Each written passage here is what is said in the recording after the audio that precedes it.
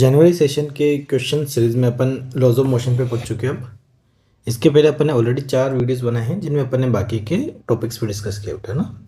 Laws of motion में total 2026 में बेटा 9 क्वेश्चन आए हैं। 9 क्वेश्चन में आधे क्वेश्चन अपन इस वाले लेक्चर में लेंगे, आगे क्वेश्चन अगले वाले वीडियो में बनाएंगे अपन। ठीक है, तो चलेगा, करते हैं स्टार्ट। कौन कौन से क्वेश्चन आए थे अपना, चलिए तो देखिएगा। पहला क्वेश्चन अपने से क्या पूछेगा बेटा, ये क्वेश्चन था अपने पास पहला। ठीक है, देखिए क्या बोलेगा। इसे बोला बेटा कि a small block of mass m slide down from the top of the frictionless inclined surface while the inclined plane is moving towards left. ये इधर जा रहा है बेटा ना, इस तरीके से। ठीक है, कितने एक्सेलरेशन है, a0 एक्सेलरेशन। ठीक है, the angle between the inclined plane and ground is कितना दे रखा अपने को, थीटा दे रखा है बेटा। और बेस की जो लेंथ है बेटा ये l दे रखी है। ठीक है ना, ये वाली लेंथ दे रखी है अपने को बेस की। ठीक है, चलेगा। Assuming the initial small block is at top of the inclined plane. ठीक है ना, इनिशियली ब्लॉक कहाँ पे था, ये वाला ब्लॉक बेटा टॉप पे है। The time it takes to reach the ground या lowest point of the inclined plane. ठीक है, चलेगा। देखो बेटा, सबसे पहले क्या अप्रोच रहेगी अपने पास, ये ध्यान दीजिएगा। देखो ये इधर जा रहा है बेटा, तो इसके ऊपर सूडो किधर लग रहा होगा, पीछे लग रहा होगा। अगर अपन सूडो फोर्स की बात करते हैं, जो ब्लॉक के ऊपर लग रहा होगा वो कहाँ लग रहा होगा, पीछे का डायरेक्शन लग रहा होगा सूडो फोर्स। ठीक है ना, ये कंडीशन रहेगी अपने पास। तो देखो अगर मैं इसका एफबीडी बनाता हूँ तो ये ब्लॉक कुछ ऐसे है। एक ब्लॉक जिसका मास m है, डाउनवर्ड डायरेक्शन में कितना फोर्स लग रहा है बेटा, mg साइन थीटा। और क्योंकि ये चलते हुए ब्लॉक के ऊपर है बेटा, तो इसके ऊपर पीछे का डायरेक्शन क्या लग रहा होगा, सूडो फोर्स लग रहा होगा। किसके बराबर, m a0 के बराबर। मान लेते हैं इसका नेट एक्सेलरेशन कितना है बेटा, डाउनवर्ड डायरेक्शन, क्योंकि नीचे आ रहा है बेटा ना। तो क्या सूडो का एक कंपोनेंट आ रहा होगा अपवर्ड डायरेक्शन में, जिसकी वैल्यू कितनी आएगी अपने पास।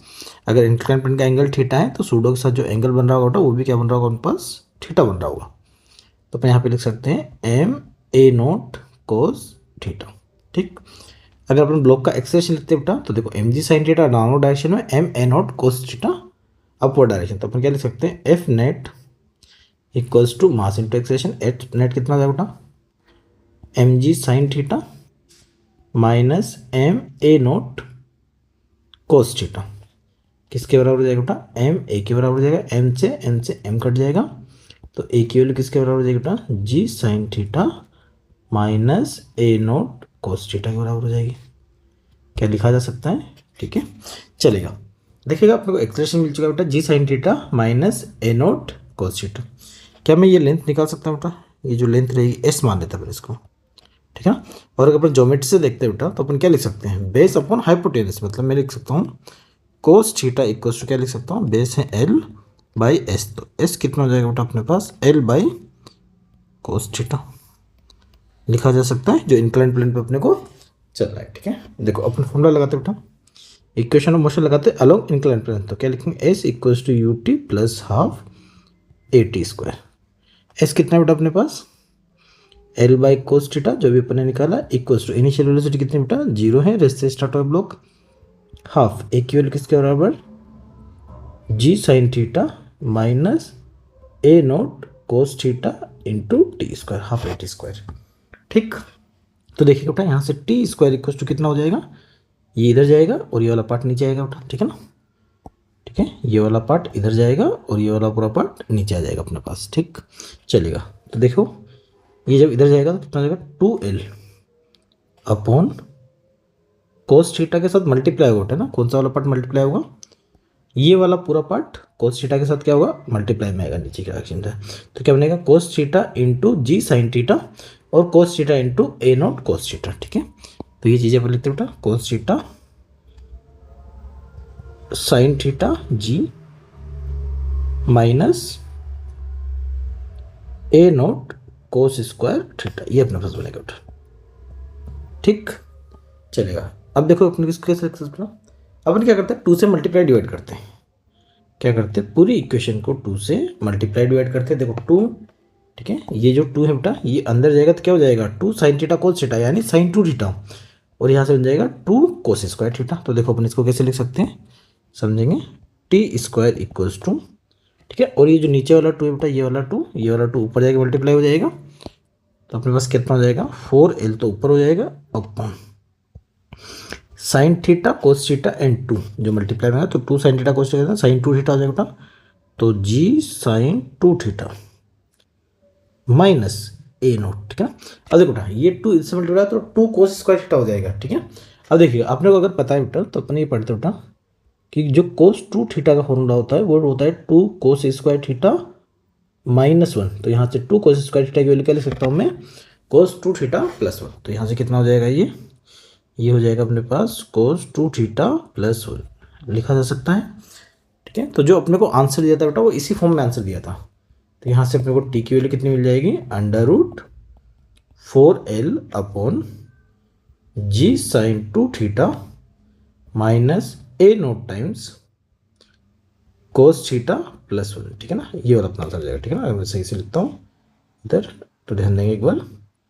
जो अपने को आंसर दिया था बेटा टी की वैल्यू ये आएगा √ में पूरा का पूरा, ये आएगा 4L अपॉन जी साइन 2 थीटा माइनस ए नोट कोस 2 थीटा +1। ये आपको आंसर दिया था बेटा, 4 ऑप्शन में आंसर ये था, तो ये वाला अपना आंसर सही करना था, ठीक है। अच्छा क्वेश्चन था, बढ़िया क्वेश्चन आया था। चलिएगा नेक्स्ट क्वेश्चन लिखते बेटा ना, देखिएगा, ठीक है। देखो नेक्स्ट क्वेश्चन में क्या बोला बेटा कि a block of mass 5 kg is moving on an incline plane making an angle of 30 degree, ठीक है ना। Friction coefficient between the block and the incline plane कितना दे बेटा, √3/2 दे रखा है। And force to be applied on the block so that the block will move down without acceleration. Block without acceleration move down करना चाहिए, ठीक है। अब देखो बेटा कोफिशिएंट ऑफ फ्रिक्शन जो है अपने पास वो 1 से ज़्यादा है, मतलब फ्रिक्शन कोफिशिएंट ऊपर के डायरेक्शन में ज़्यादा आ रहा होगा अपने पास, ठीक है। चलेगा कैलकुलेट करते हैं अपन पहले नॉर्मल तरीके से। देखो क्या बोला गया इन्होंने कि एक इंक्लाइन प्लेन अपने पास, इंक्लाइन प्लेन बना लेते हैं, ये इंक्लाइन प्लेन हो जाएगा अपने पास। एंगल कितना दिया बेटा, 30 डिग्री का एंगल अपने को दे रखा है। फ्रिक्शन कोफिशिएंट दे रखा है √3/2, ठीक है। अगर मान लेते ये ब्लॉक है बेटा तो पीछे क्या लग रहा होगा, फ्रिक्शन डाउनवर्ड डायरेक्शन में कितना लग रहा होगा बेटा, mg sin थीटा। फ्रिक्शन कितना हो जाएगा बेटा, μmg cos थीटा। अगर मैं ब्लॉक के ऊपर F नेट लिखता हूँ क्योंकि मुझे इतना फोर्स लगाना पड़ेगा होता है नेट फोर्स के बराबर, ठीक है। तो देखो कितना लिखे अपन, mg sin theta minus μmg cos theta. तो देखो m कितना जाएगा बेटा 5, g की वैल्यू 10, साइन थीटा कितना जाएगा बेटा 1/2 क्योंकि थीटा कितना दिया 30 डिग्री, माइनस म्यू कितना देगा बेटा √3/2 m5 g10 cos 30 कितना हो जाएगा बेटा √3/2। तो देखो ये कट जाएगा बेटा 5, तो 5 × 5 कितना हो जाएगा 25, माइनस √3 हो जाएगा बेटा, और 2 से कट जाएगा 5 टाइम्स, 5 × 5 कितना हो जाएगा 25 × 3 कितना बेटा 75/2 कितना हो जाएगा 37.5। तो यहाँ से इफेक्टिवली कितना बेटा ये -12.5। -12.5 का क्या है बेटा कि फ्रिक्शन फोर्स ज़्यादा है, फ्रिक्शन फोर्स ज़्यादा है ऊपर के डायरेक्शन में, तो अपने क्या लगाना पड़ेगा, नीचे के डायरेक्शन में एक फोर्स लगाना पड़ेगा, कितने का बेटा 12.5 का प्लस में। तो क्या आंसर आ जाएगा अपने पास, आंसर 12.5 आ जाएगा, ताकि विदाउट एक्सीलरेशन ब्लॉक नीचे चलना स्टार्ट कर दे किसी कांस्टेंट स्पीड से। चलेगा बेटा, ठीक है। चलिए अब नेक्स्ट क्वेश्चन की बात करते हैं। नेक्स्ट क्वेश्चन अपने पास, ठीक है, देखिए बेटा एक रजिस्टिव फोर्स है यानी डायरेक्ट फोर्स का क्वेश्चन है एक्चुअली में। A particle of mass m falls from rest through a resistive medium having resistive force इतना दे रखा अपने को। v वेलोसिटी तो पार्टिकल दे रखा बेटा, k कांस्टेंट दे रखा है। Which of the graph represent velocity versus time, ठीक है ना, कौन सा ग्राफ वेलोसिटी वर्सेस टाइम का कर्व रहेगा, ठीक है।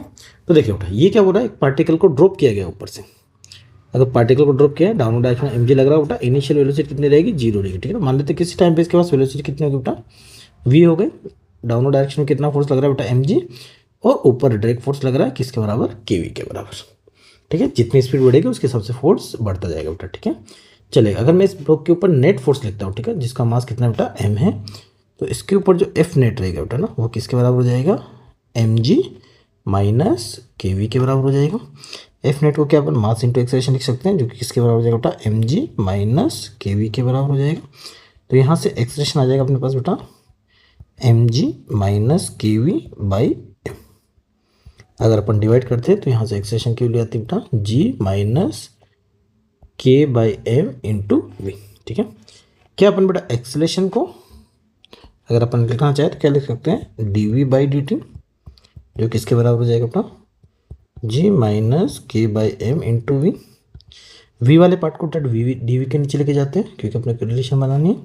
कितना हो जाएगा g minus k/m into we किसके बराबर हो जाएगा अपना dt के बराबर हो जाएगा। दोनों साइड क्या कर दो इंटीग्रेट कर दो, 0 से t और 0 से वी।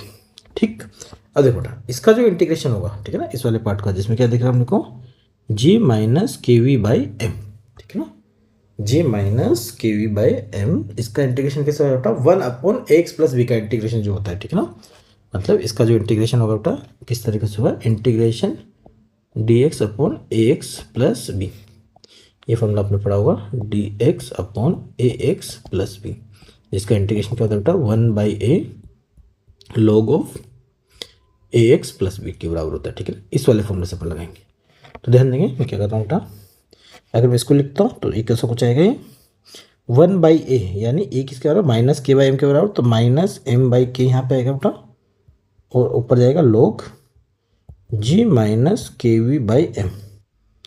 ठीक, जो लिमिट लगी बेटा कहाँ से करना है, 0 से v तक इक्वल्स टू डी टी के कितना हो जाएगा बेटा, टी।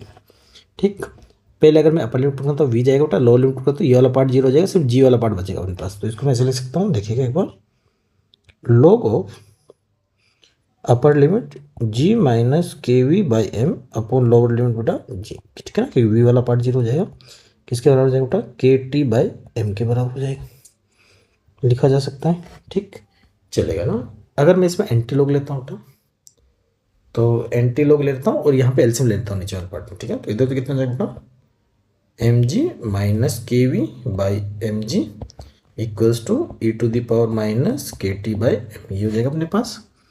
और यहाँ से अगर मैं वी की वैल्यू निकालता हूँ बेटा वी, तो ये देखो ऐसा कुछ बनेगा, इसको आप सोल्व करोगे, एम जी को क्रॉस मल्टीप्लाई करो, इस पूरे को इस साइड लेके आओ, पहले एम जी को क्रॉस मल्टीप्लाई करो, फिर इस पूरे को इस साइड लेके जाओ, और के वी को साइड लगाओ, तो यहाँ से वी आएगा बेटा अपने पास M G by k 1 minus e to the power minus t by k t by m, minus k t by m, ये आपके पास वेलोसिटी आएगी बेटा। ठीक है, अगर आप t इक्वल्स टू 0 पे चेक करोगे तो वेलोसिटी कितनी बन जाएगी बेटा, ये वाला पार्ट 0, e की पावर 0 1 हो जाएगा, तो ये वाला पूरा पार्ट क्या हो जाएगा, 0 हो जाएगा, तो t इक्वल्स टू 0 पे वेलोसिटी 0, और एक्सपोनेंशियली बढ़ेगी, बट बाद में क्या हो जाएगी बेटा, कॉन्स्टेंट हो जाएगी। ठीक है, फिर उसके बाद क्या हो जाएगा अपने पास, ये वाला पार्ट e की वैल्यू कितनी हो जाएगी, इस वाले पार्ट की वैल्यू 0 हो जाएगी, तो mg बाई के हो जाएगा बेटा, है ना, तो पहले इंक्रीजिंग उसके बाद कॉन्स्टेंट। ठीक है, कौन सा ऑप्शन आएगा बेटा, डी ऑप्शन अपने लिए क्या रहेगा, आंसर रहेगा।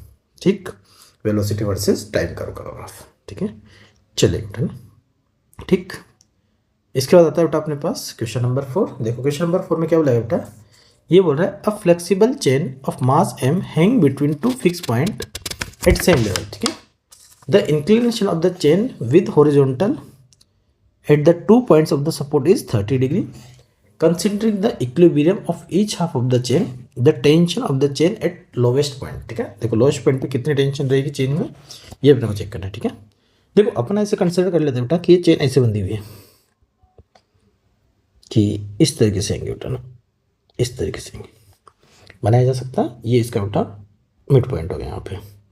ठीक, अब देखिएगा अगर मैं एक हाफ का एफबीडी बनाता हूँ बेटा इस वाले पार्ट का, तो ये कुछ ऐसा है कि यहाँ से हिंज है ना, इस तरीके से मान लेते बेटा। ठीक है, तो इस वाले पार्ट का टेंशन मान लेते बेटा, जो पूछा गया अपने को टी, तो इस वाले पार्ट पर टेंशन कितना है बेटा, टी डैश अपने को बोला गया है, T1 मान लेते हैं। ठीक है ना, चलिए, और इसने बोला बेटा कि हॉरिजॉन्टल से कितना एंगल बना रहा है, 30 डिग्री, तो ये वाला एंगल कितना हो जाएगा बेटा, 30 डिग्री। ठीक है, आइडेंटिकल पार्ट इधर भी रहेगा, दूसरी साइड पे भी, जो दोनों साइड अपने पास रहेगी। ठीक है, चलेगा, T1 का ये वाला कंपोनेंट क्या आएगा बेटा, T1 कोस 30 डिग्री, और ऊपर वाला कंपोनेंट क्या आएगा बेटा, T1 साइन 30 डिग्री।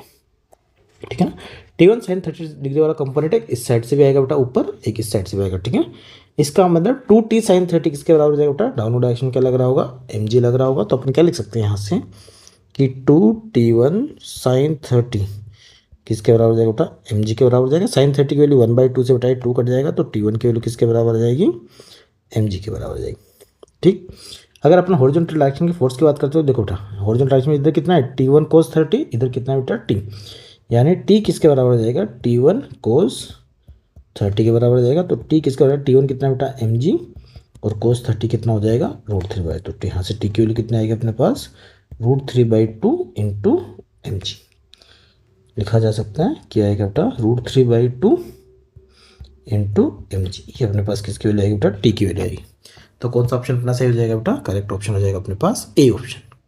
ठीक है, इस वाले लेक्चर बेटा इतना ही करते हैं, इसका अपन सेकंड पार्ट लेके आते हैं जिसमें बाकी क्वेश्चंस करते हैं। ठीक है बेटा, ठीक है बेटा, थैंक यू।